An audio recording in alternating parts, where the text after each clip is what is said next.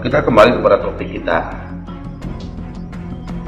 tentang hantaman meteor di tengah bulan Ramadan. Kalau kita hubungkan dengan pernyataan Abdullah bin Abbas radhiyallahu anhu dengan sanad yang dia dari Mujarir, bahwa meteor inilah yang akan menimbulkan dukhan.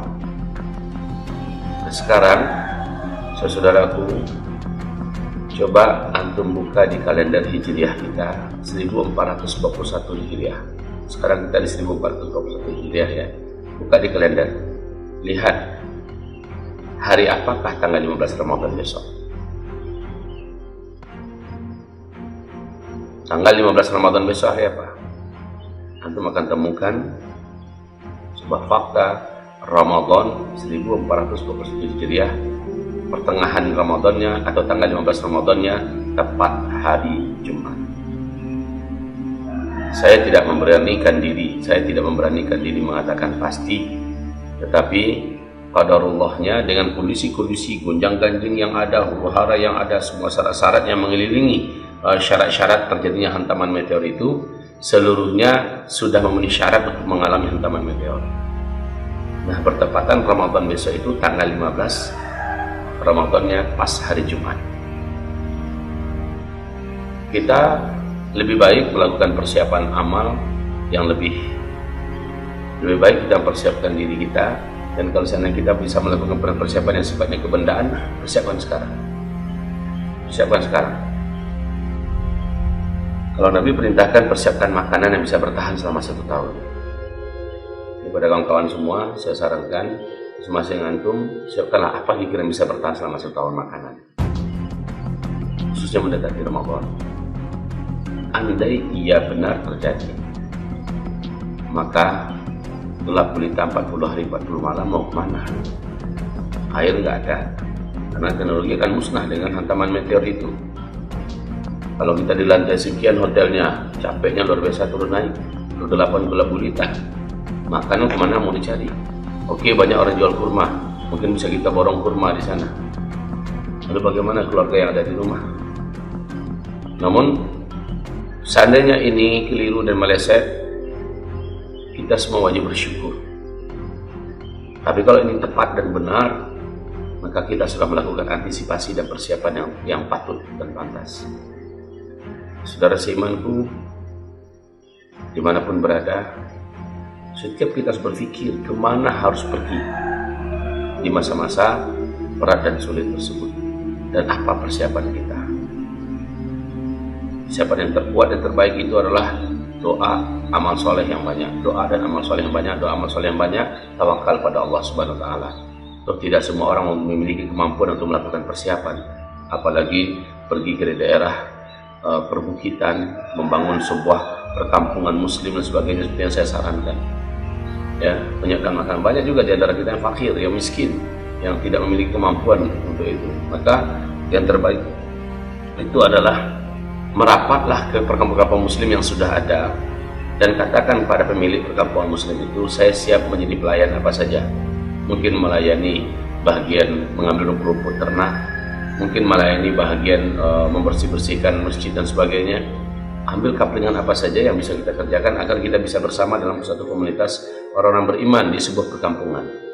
Perkampungan itu yang harus memenuhi syarat: jauh dari laut, tinggi dari laut, jauh dari gunung berapi, jauh dari kota, di tempat yang subur, punya sumber-sumber mata air, bukan sungai ya, sumber-sumber mata air, dan bisa bercocok tanam kita di sana, dan bisa beternak, bertani. Inilah syarat-syaratnya. Syukur-syukur kalau langsung bersebelahan dengan hutan lindung. Nah, saudaraku yang dimuliakan, untuk yang akan berangkat ke tanah suci bulan Ramadan ini, mendengarkan nasihat ini, maka tawakal pada Allah, berangkatlah. Coba di situ menjelang pertengahan Ramadan, saya sarankan, pokoknya tanggal 12-13 ya, borong kurma sebanyak-banyaknya, bawa ke kamar hotel, borong air minum, ya.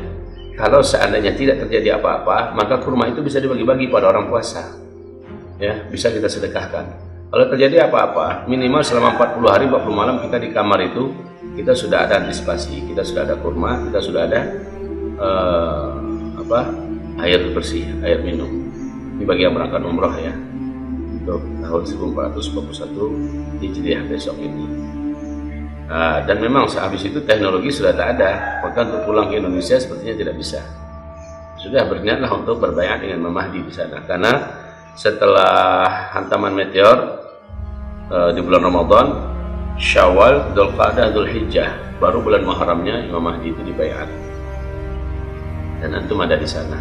Memang nggak tahu bagaimana cara antum berinteraksi, sementara mungkin saja antum nggak pandai bahasa Arab, ya, bahasa Inggris juga belepotan. Kenalan di sana nggak ada, semua orang pada panik seluruhnya. Tapi saya yakin pasti ada solusi dalam setiap kesulitan. Tak mungkin pula Allah akan menyanyiakan para tamu-tamunya. Pasti ada kesulitan. Sebanyak apapun kekacauan di situ, tetap saja ada solusi yang akan diberikan. Karena memang kita syahid di sana, masya Allah, alangkah indahnya ya, syahid di tanah suci. Baik, saudaraku yang kami cintai, inilah kabar dari saya, informasi dari saya, buat kita yang di Indonesia, buat kita yang di tanah suci sana, dan buat kita yang berencana untuk berangkat pada bulan Ramadan. Mudah-mudahan bagi kita yang hidup di kampung-kampung ini, kita yang ada di daerah ini, buatlah ide-idenya, lalu kerjakan ide-ide ini, buatlah. Demikian dari saya, semoga bermanfaat.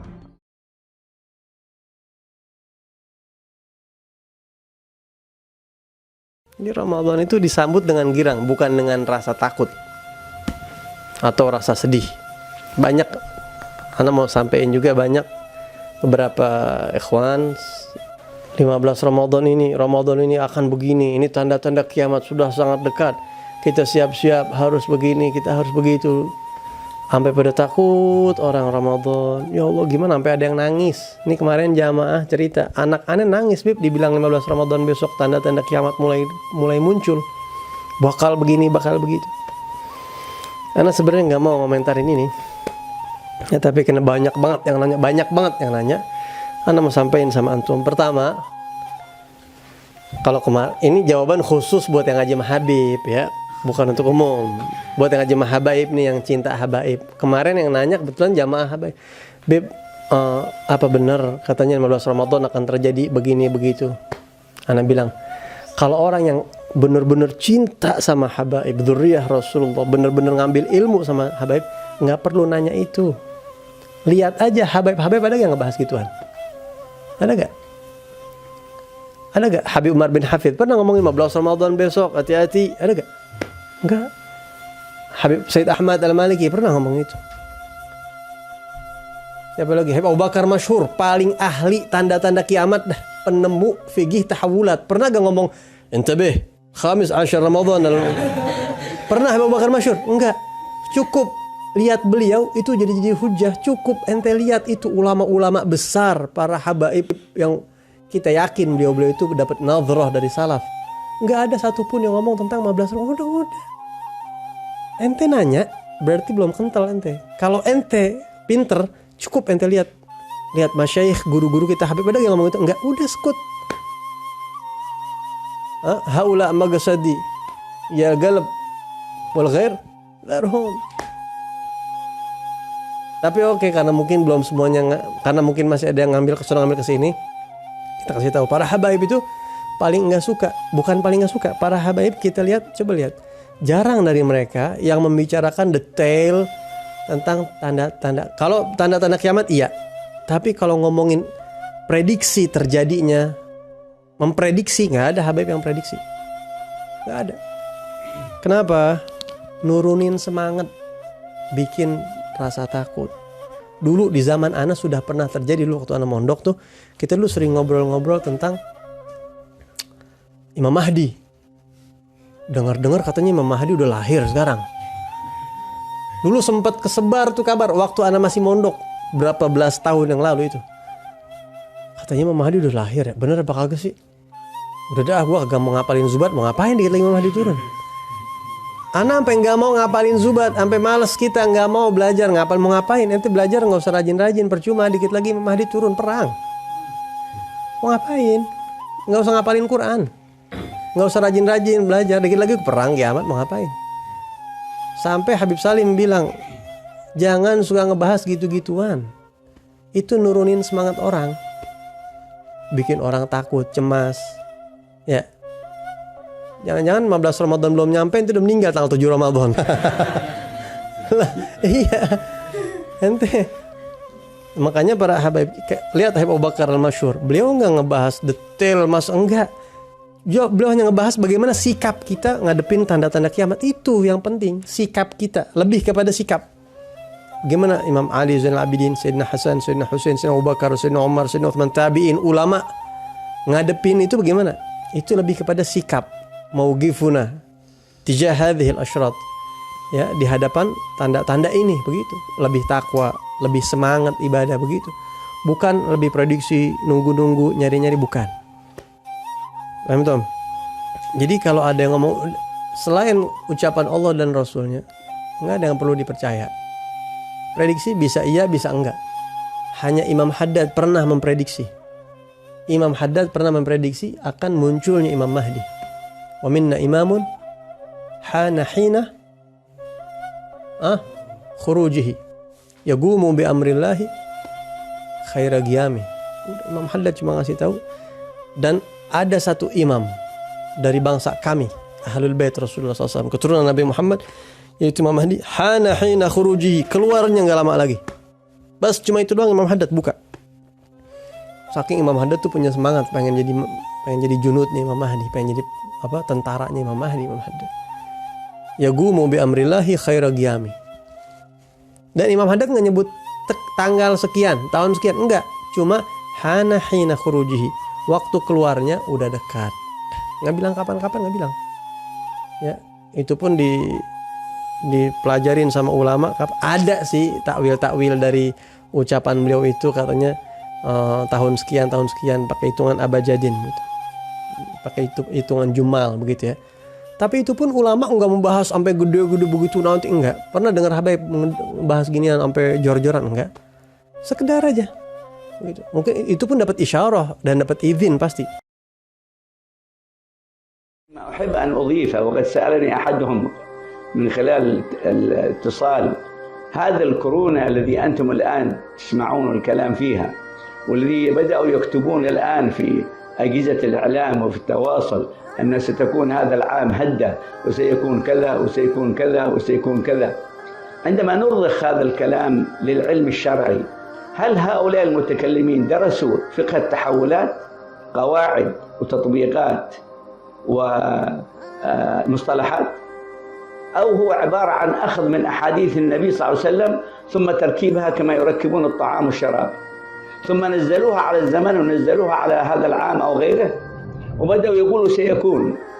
إذا أنتم تستعجلون الأحداث، والأحداث أصلا هي مبينة في الحديث، صحيح مذكورة في الحديث، لكن وقوعها ليس بيدك ولا بيدي ولا بيد التصور العقلاني الذي يضعه حتى العالم إلا بالشواهد، إلا بالعلامات. ومن العلامات في رمضان على ما يتكلم فيه لابد يكون خسوفين أو خسوفان. إلى الآن لم يحصل أي خسوف، إذا لم تكتمل العلامة.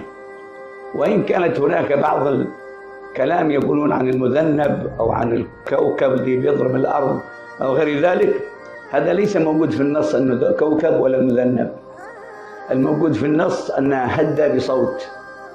فلذلك عندما نرجع للنصوص نأمن، وعندما نذهب إلى هذه المفاهيم نصبح فريسة الوكالات الفضائية التي تنقل لنا كل يوم خبر فيهتز العالم باهتزاز هؤلاء الذي يكذبون على الله ويكذبون على رسوله. نحن لا نؤمن بأقوالهم، نؤمن بالكلام الموجود في القرآن ونؤمن بالكلام الموجود في السنة. لهذا أبين أن كل الذي يتكلمون في هذا الجانب يجب أن يحذرون، فإن الكذبة تبلغ الآفاق، وإن الله تعالى يوم القيامة يأخذ بهؤلاء فيضع كلاليب في أفواههم في نار جهنم لأنهم يكذبون الكذبة التي تبلغ الآفاق عبر الإعلام. والنبي يقول من كذب علي متعمدا فليتبوأ مقعده من النار. إذن أعيد النظر، لا يمنع أحد أن يقرأ ولا أن يفهم، لكن أن يخوف أو أن يشتت أذهان الناس أو أن يستعجل الأقوال أو أن يستعجل الأحداث فيضرب أو فيضع أن هذه السنة هي السنة يتكلم عنها النبي صلى الله عليه وسلم ويؤكد على ذلك، فهذه مسألة فيها نوع من أنواع الاستعجال. ينبغي التريث وعدم الاستعجال، وأمر الله كائن سواء رضينا أو ما رضينا، تحدثنا أو ما تحدثنا. والحذر واجب ليس فقط من الهدة وإلا من رمضان، الحذر واجب من كل يوم وكل ليلة. بنتي وبنتك التي تلبس الثياب العارية احذر منها فإنها علامة، شرب الخمر علامة، انتشار الزنا علامة، ظلم الناس علامة، كلها علامات.